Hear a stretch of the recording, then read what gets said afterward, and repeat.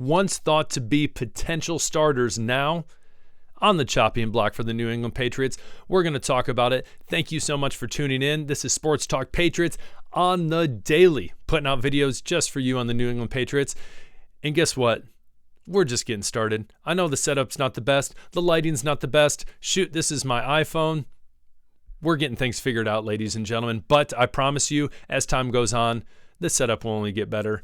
So I appreciate you tuning in, especially you OGs who subbed a while ago. Again, hit that subscription button. That being said, we're talking the chopping block. So we're going to jump right into it. Chopping block, once thought to be starters. Now last year, Chad Ryland, pretty rough year going into his rookie season. They brought in Joey Sly for a little competition. If you have not seen my video in the past, we really break down the two. And there was points where I was even believing that Joey was going to get the nod, that Sly was going to get the nod. He had more experience. And honestly, going into camp, he had performed a little better. Now, Ryland has come into training camp and he's been ready to go. I don't know if this offseason he was just balling out or what he was doing, but he's been very consistent. Apparently, he's been 17 of 18 from his field goals, which has been solid. And so the young talent is looking much better at this point going forward. So on the chopping block, first off, Joey Sly, they are not going to keep two kickers on this team, especially when you look at the new kickoff. A lot of times you've seen possibly a different kicker do kickoff. It's not always common in college football. It's much, much more common to have someone do kickoff and do the field goals.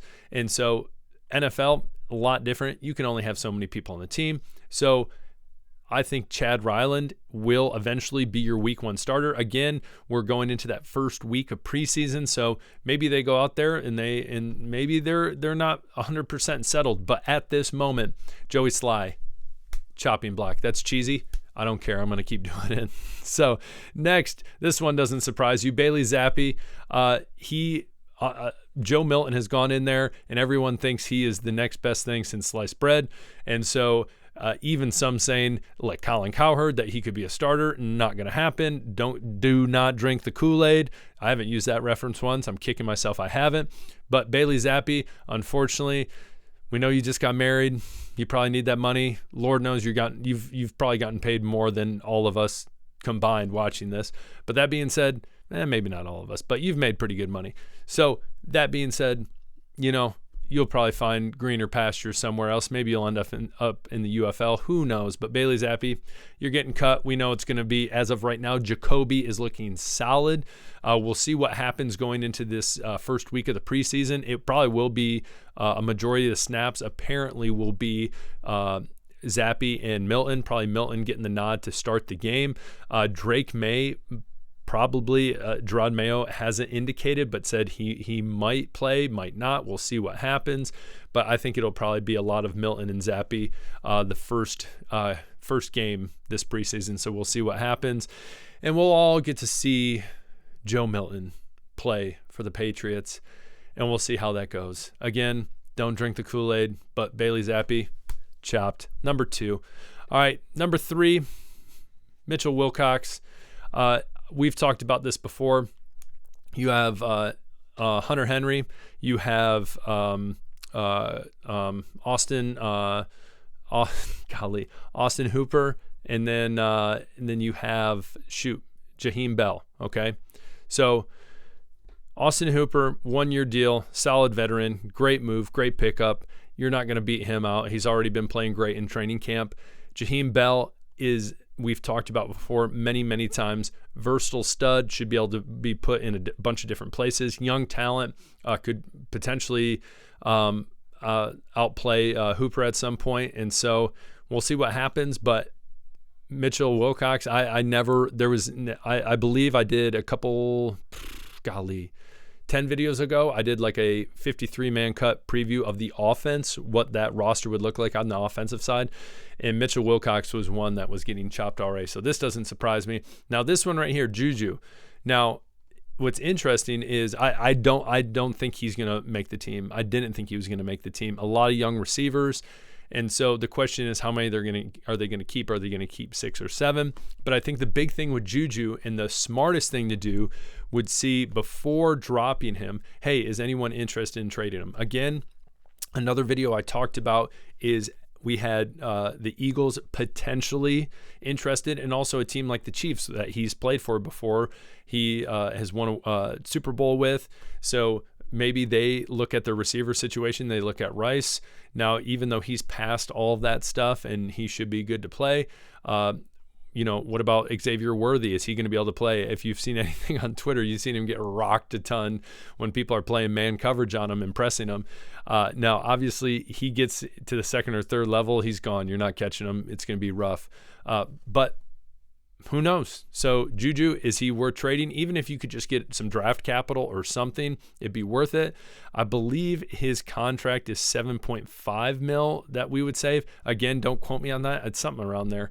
But that being said, those are the players currently at one point in time that people thought, oh, potential starters, especially Sly, like, hey, starting job, could win that job. Last year, Bailey Zappi won the starting job at quarterback. There was potential rumors. I never truly believed it. I never thought he was the next one. I just thought he was a placeholder. But some people said, could he be the starter in the future in New England? Nope, that's not going to happen. Wilcox, nope. See ya. And Juju, once we thought was going to help kind of revitalize this wide receiving core, is probably out the door. So that being said, those are the people on the chopping block. Next up, high praise. I forgot to mention this at the beginning, but high praise from a former Patriots player, Stephon Gilmore, really hyping up Christian Gonzalez, which has been awesome. Christian Gonzalez, again, talking about this defense. Yes, Barmore is hurt. Who knows when that return is? Judon, they're still trying to figure out that contract, but again, he's back. He's back practicing in training camp, which is a good sign.